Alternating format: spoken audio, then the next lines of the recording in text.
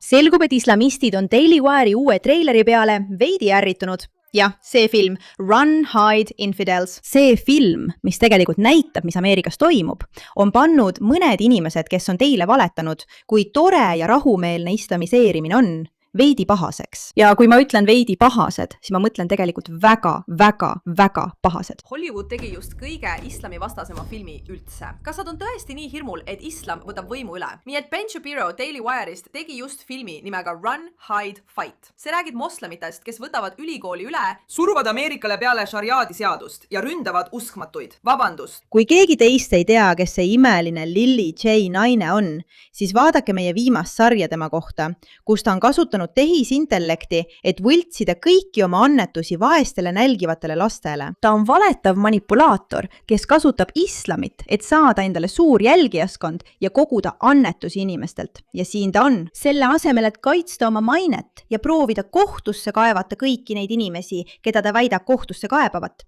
teeb ta hoopis video sellest, kuidas ameeriklased kardavad islamit. Oota, mis? Nad muudavad isegi Gaza meeleavaldusel protestivad inimesed kurikaelteks. Need ajusurnud protestijad. Kes sellist jama kirjutab? Nad ütlevad, ma mõtlen... See on lihtsalt palju naljakam, kui tead, et ta on kasutanud Gazat raha kogumiseks, aga tegelikult ei saada midagi Gaza vaestele lastele. Muidugi, see ongi see, mida ta siin mainib. Muidugi. Sellised asjad. Meie, kes armastame ja teenime Allahi, võitlesime ameeriklaste ja sionistide vastu.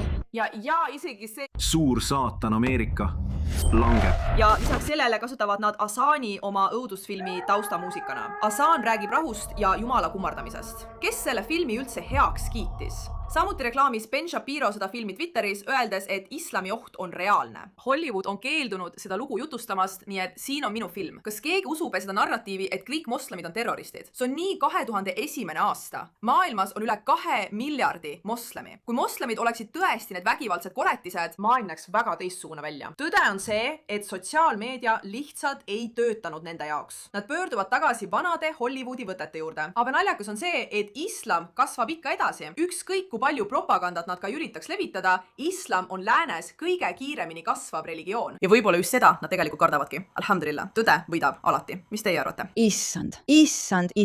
Lily J tõestab taas kord, et on lihtsalt islamistide propagandist. Vaata, nad kardavad meid lihtsalt nii väga. Nad peavad kasutama meie rahumeelse muusika narratiivi.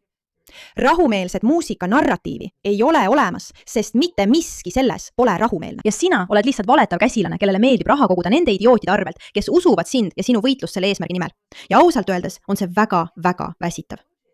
Ja jah, paljud meist on märganud, et 9.11. Eks see 2000 teema, mille sa üles tõid, kuidas, jumal, see oli nii ammu, selle tegid tegelikult islamistid. Ja enamik terrorirünnakuid kogu maailmas tehakse samuti terroristide poolt. Ja enamik neist terroristidest kipuvad samuti olema islamistid, nii kummaline kokkusattumus. Jah, mõned meist hakkavad sellest aru saama. Lily J. Puas. Mul on täiesti uus ametlik treiler. Kas sa nägid seda? Kuule, vaata selle tüübi aju maas. Vaata seda. Esiteks nad üritasid panna toni kõlama halvasti, aga see ei kõla ikkagi halvasti.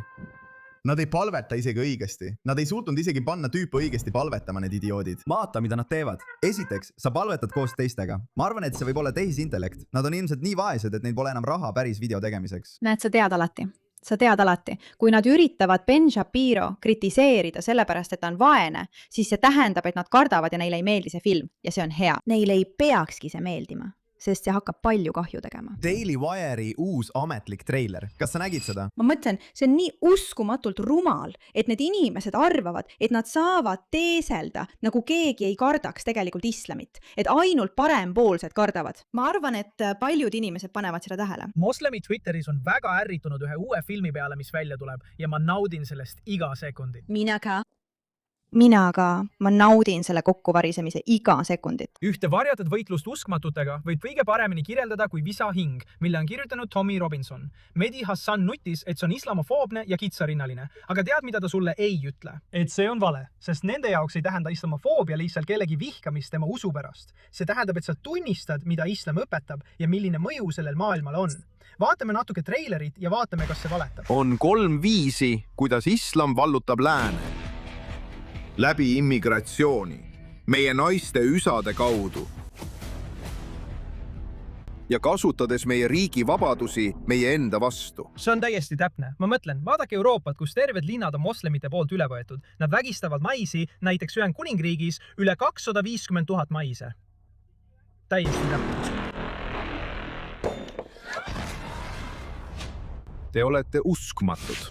Naiste kehad ei ole puhtad ja meeste hinged on rüvedad. Mis teeb nad nii ohtlikuks? Nende eesmärgid ei ole selles elus, aga järgmises. Moslemid ründavad tsiviilisikute avalikku üritust. Jah, see pole üldse täpne. Seda pole kunagi varem juhtunud. Ma ei jõua ära oodata, millal see film välja tuleb.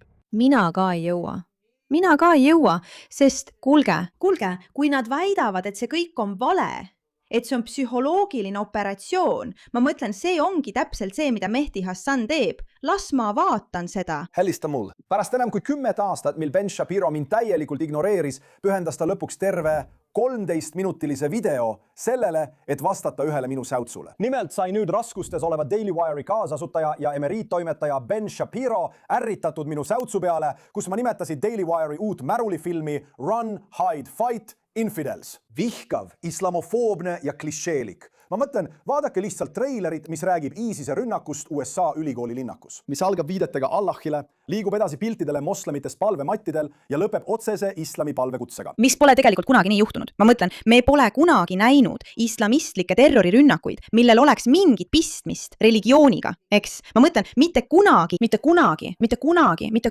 Kas sa oled sellest kunagi kuulnud? Mina küll ei ole. Ben mõtleb selle jälle välja. Kui palju laisku üldistavaid islamofoobseid stereotüüpe saab mahutada ühte 2-minutilisse treilerisse? Aga Shapiro läks väga kaitsepositsioonile videos, mille ta reedel YouTube'i postitas minu ja oma filmi kohta. Mehdi Hassan tegi seda, mida võis oodata. Mehdi Hassan, Al Jazeera taustaga tulija ja Katari esindaja. On lihtsalt raske välja mõelda veel eelarvamuslikumad, islamofoobsemad ja klišeelikumad treilerid kui see. Okei, mul on üks küsimus. Miks on islamofoobne välja tuua, mida ISIS tegelikult teeb ja ütleb? Selgub, et ta peab mulle selgitama, kuidas üks islamistlik terrorirühm,